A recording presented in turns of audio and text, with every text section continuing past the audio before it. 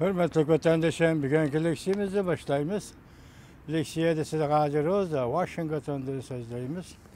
Bugünkü leksiyemizden mavzuları bunda. Birinci. Alimler, Cungu bilen Hindistan soğuk münasebetler uğraşı, münasebeti dairesi kirip kaldı, dedi mavzulu haber. 2. ayının 6. günü Amerika Avaz'dan Xitay Til programı ilan kılın haber. Bunda baştan. Washington. Hindistan matbuatlarının haberiga asaslanganda Hindistan Devlet Müdafiə Ministeri Swaj şu yer vaqti 2. ayının 3. günü Ladakh rayoniga kelip, şu yerde turuşluq. Hindistan armiyasının ofitser jangchilardan hal sordu ve bu yerdeki her bir bazını kesin keçirdi. Bu yer Hindistan bilen Jungu'nun ameliy tizgillep tuğan chegara liniyasiga faqat 8 kilometrlik iletdi. Bu yer Hindistan tarafdan Jungu Hindistan ameliy tizgillep turgan chegara liniyasining oxirgi nuqtasi deb qaraladi. Kuzatuvchilar mundaq hisobladi.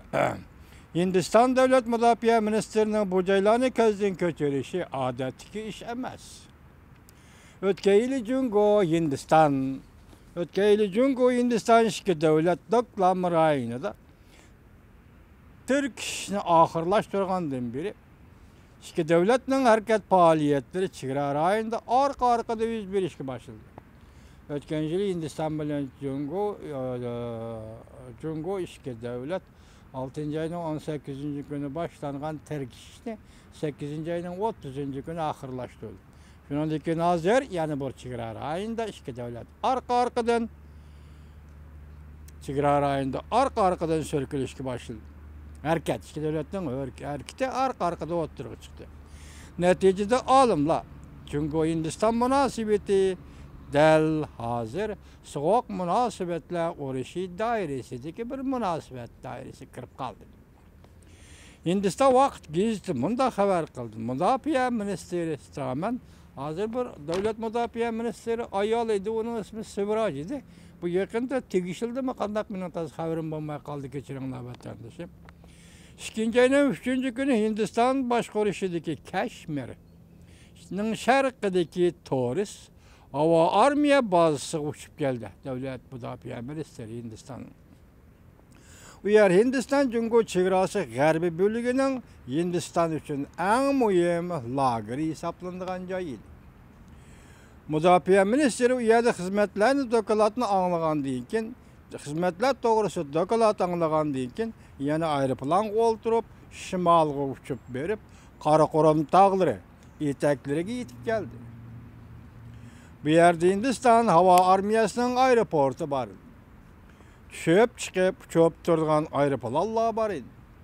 Shundaqli Hindiston Jungu harbiy taraf uchrashuv elib borgan 5 nuqtalik joyning meri eng muhim biri mush yerda edi. Hindiston Davlat Müdafiə Ministeri Straman mana shu yerni ko'zdan kechirdi. Hindiston bilan Jungu harbiy kuch o'rinlashtirishni kuchaytirishga boshladi. O'tgan yil Hindiston bilan Jungu doklam rayonida 2 oycha harbiy so'rkilishni oxirlashtirgandan keyin ikki davlat o'xshashla chegara rayoniga mudofaa kuchini oshirish qurilishini kuchaytirishga boshladi.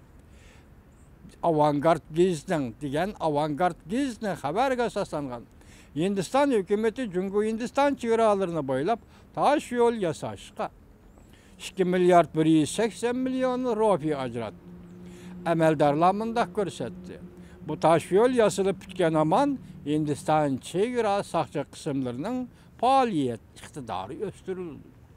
Hindiston Moliya ministri Chata yana mındaq görsətdi. Jakalat Arunachal shtati, ya'ni Junguliklar Janubiy Tibet deb ataydigan bu o'lkada g'arbiy tog' eg'izida tonnel yasashga pul ajratdi.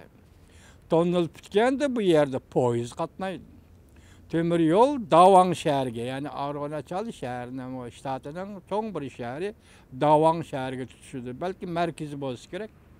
Endi armiyasi askar yo'tkashga lavozim buyumlarni va harbiy qurol-yarog'larni yo'tkashga qulay fursatga erishdi. Poyezd qatnagan.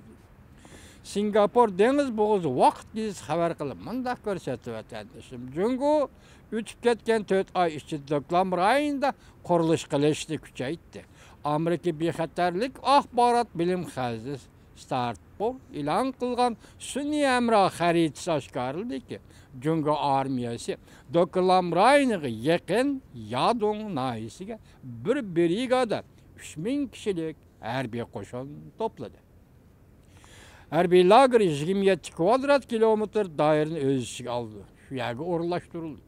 Jungo Tibet, Lhasa va Rikasa ikki yerdagi harbiy aeroportga zo'r turkumda harbiy aeroplan o'rinlashtirishga boshladi. Jumladan havo saqchi 500 belgilik signal berish aeroplani, Qizil bayroq 9 belgilik uçqisiz aeroplan qatorliq aeroplanlarni Lhasa atrofga o'rinlashtirdi. Sun'iy hamroh xaritasida oshkorlandiki, Jungo bu aeroportni kengaytirib qurish qurilishini boshladi. Amerika Bilim xizmati Tashqi munosabatlar komitetining yuqori darajali tadqiqotchisi Alisa Ayres mundaq hisobladi. Ma'lum ma'nodan aytganda, Jungo bilan Hindiston hozir so'g'oq munosabatlar urushi shakillik munosabatlar doirasiga kirib keldi. Jungo Hindiston munosabatlari so'g'oq munosabatlar urush shakillik munosabatlar doirasiga kirib keldi.